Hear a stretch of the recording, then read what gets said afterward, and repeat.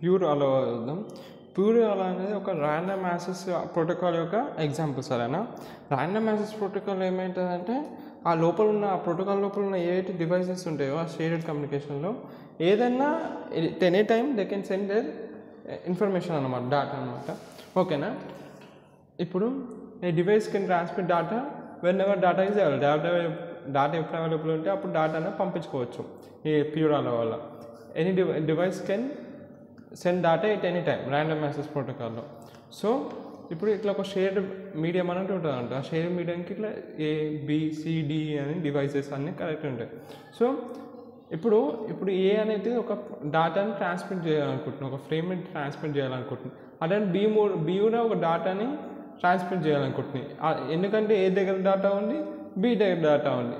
దీని రూల్ ప్రకారం ఏంటంటే ర్యాండమ్ యాక్సెస్ ప్రోటోకాల్ ఏం జరుగుతుంది, డేటా ఉందా, okay I will send available ఉంటే సెండ్ చేసేస్తారు, ట్రాన్స్మిట్ చేసేస్తారు.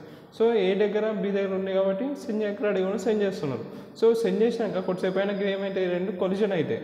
So when multiple devices want to send data at the same time, అట్లనే ABCD అట్లా మల్టిపుల్ డివైసెస్ ఇది ఒక షేర్ మీడియం లోపల పంపాలనుకుంటే ఒకటేసారి డేటాని, అక్కడ కొలిజన్ అనేది అక్కరైట్ అన్నట్టు. ఇప్పుడు కొలిజన్ అక్కరైట్ ఏమిటంటే ఏమవుతుంది, ఆ ఫ్రేమ్స్ అనేవి లాస్ట్ అయిపోతాయి. ఫ్రేమ్స్ లాస్ట్ అవ్వడం అంటే ఆ ఫ్రేమ్స్ లోపల ఉన్న బిట్స్ అన్నీ కరప్ట్ కానీ లాస్ట్ అయిపోతుంది. అప్పుడు ఫ్రేమ్ అనేది అక్కరేట్గా ఉండదు.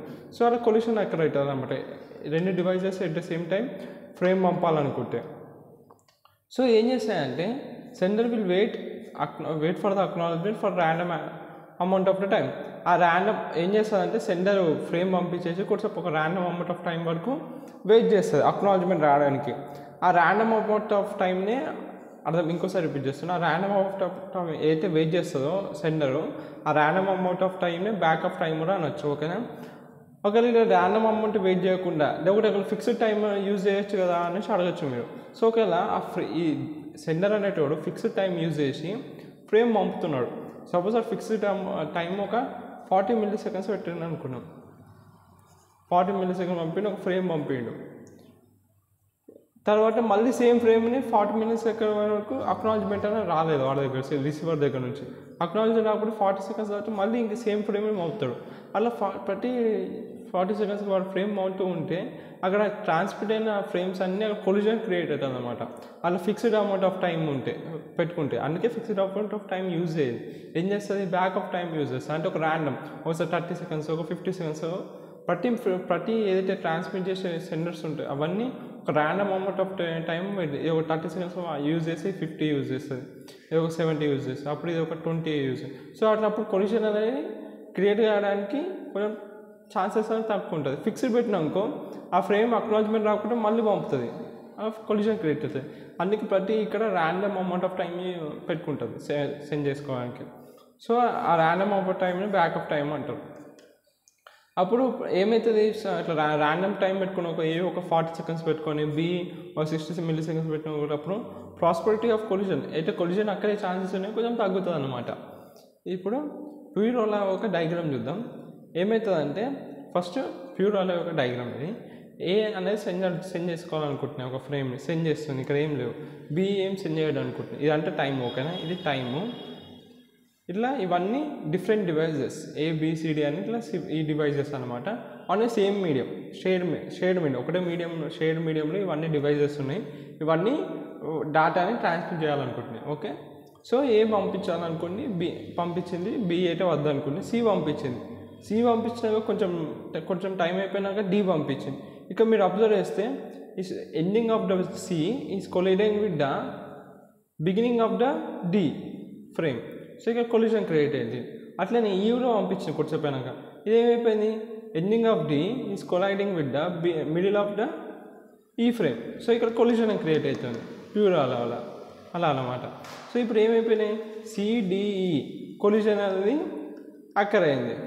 అయితే ఇవన్నీ సేమ్ CDE కూడా కొద్దిసేపు అయినాక సేమ్ టైంకి ట్రాన్స్మిట్ చేస్తున్నాయి, D and E కూడా. అందుకే ఇవి ఏమైపోయినాయి, సేమ్ టైంలో ట్రాన్స్మిట్ చేస్తున్నాయి కాబట్టి కొలిజన్ అనేది అయింది. If collision occurs then they try transmit after back off time. So ఇప్పుడు కొలిజన్ అక్కడ అయింది కదా. సో ఇప్పుడు ఏం చేశాయంటే ఇవి కొద్దిసేపు ఒక ర్యాండమ్ చెప్పినాక ర్యాండమ్ అమౌంట్ టైం వరకు ఆగి ఒక బ్యాకప్ టైం పెట్టుకొని ర్యాండమ్ అబౌట్ టైం అన్న ఒకటే, బ్యాకప్ టైం అన్న ఒకటే. బ్యాకప్ టైం అని యూజ్ చేస్తాం మనం.